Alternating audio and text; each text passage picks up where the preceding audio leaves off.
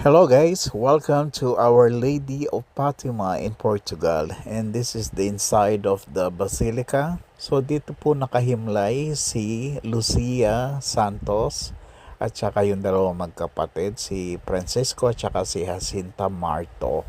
So diyan po sila nakahimlay. So si Lucia ho yung pinakahuling namatay sa tatlong batang kung saan nag-appear si Mama Mary. So, yung dalawang bata ay maaga talaga silang kinuha. So, dito sa labas, nandyan pa rin yung trees, yung oak trees kung saan nag-appear si Mama Mary.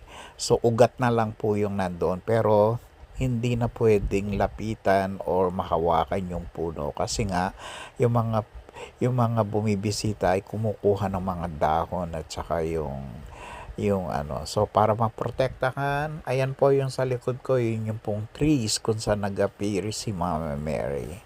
So, thank you so much and welcome to Our Lady of Fatima